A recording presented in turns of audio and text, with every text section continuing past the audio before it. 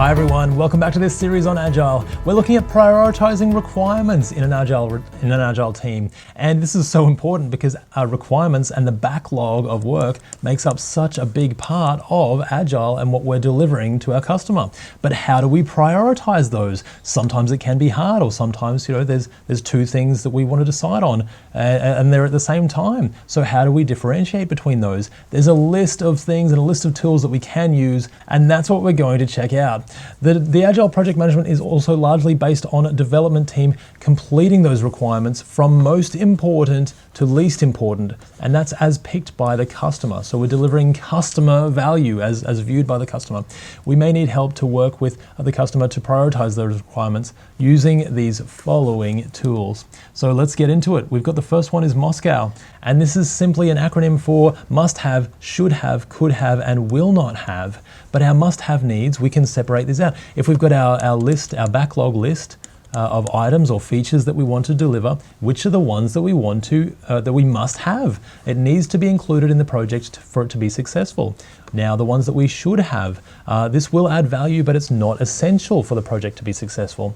Could have, it would be nice, but we could ultimately do without. And will not have, we'd leave these till last, so we might do them if we have money left or time left at the end, but ultimately we may not do those at all. And it's just a good way to sort those into the features that we absolutely must have for the project to be successful, or we really don't need. And by labeling them, now we know.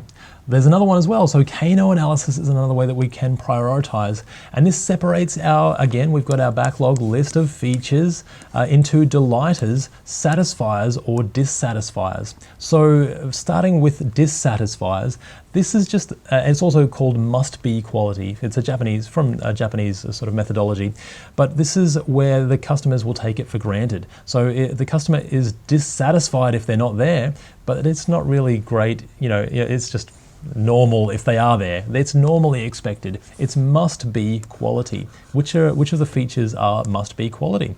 But then satisfiers, if they are there, it'll increase satisfaction. But if they're not there, it'll actually increase dissatisfaction. So it could go either way. We sort of want to include these as well because maybe other competitors are including these features. But lastly, there are delighters, and this is where if we include these particular features, then it's really going to blow our customer's mind. It's going to be a fantastic experience. But if they're not there, then the customer usually won't notice. So as long as I've got the main requirements, the satisfiers, and the must-be quality, then that's probably going to be enough. But if you really want to take it to the next level, you'll add these delighters as well. And that's a great way to separate your requirements in your backlog, or to sort them out from the ones that you want to work on first.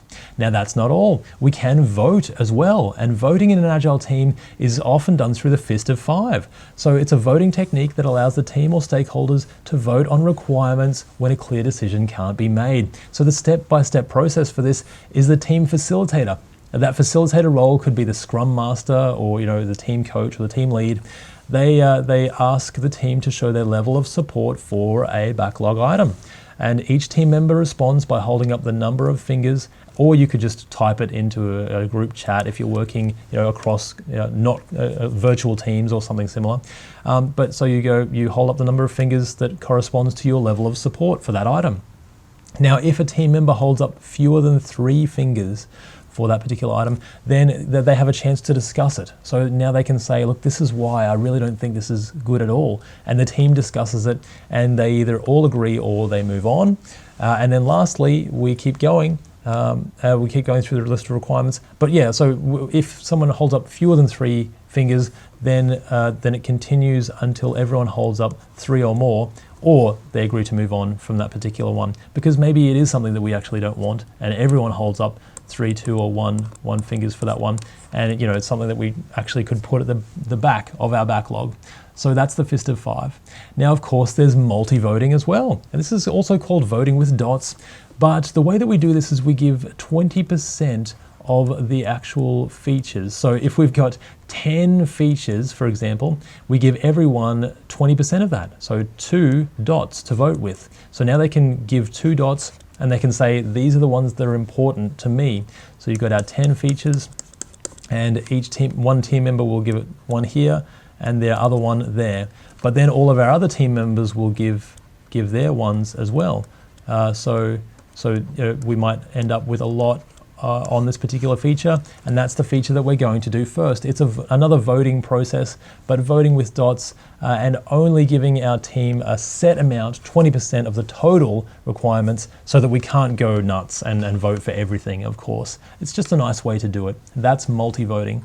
Now we've also got spending monopoly money. So spending monopoly money gives each stakeholder an equal amount of pretend cash, and it could be any amount that you choose, but that cash they can spend on the different items for the requirements of the backlog. Another way of voting necessarily, if you've got your backlog items and everyone has $100, for example, maybe someone wants to put $100 on one particular item, and that's really important to them. Or maybe someone wants to spread it out evenly over the backlog requirements. Either way, then you sum up the amount of money for pretend money for each of the backlog requirements that they've gathered, and those are the ones with the highest are the ones that you'll potentially look at doing first. Now, of course, there's a lean methodology where we can prioritize requirements against the customer-driven metrics as well. Now, this is where we rate each requirement from 1 to 5 on the following. So quality, how much will it reduce defects, reduce rework, or increase the longevity of the product? Then that, maybe it's a 5. Maybe it's really going to reduce rework there, or reduce returns of the product. So that's good. Delivery, how much will it reduce the time from order to fulfillment? How much will it increase the speed of delivery? Maybe it's who knows, whatever it is, maybe it's 3 out of 5 for increasing the speed of delivery. And cost, how much will it reduce the cost to produce that item? So if it's going to increase the cost, then probably that's going to be a bad thing. If it's going to reduce the cost, then we'll give it a nice big 5 out of 5, and we'll add all of these up, and the ones with the highest are the ones that we'll work on first. Now, making a list of requirements and prioritizing them according to customer value is a core component of Agile. Use all of these tools for prioritizing to your advantage.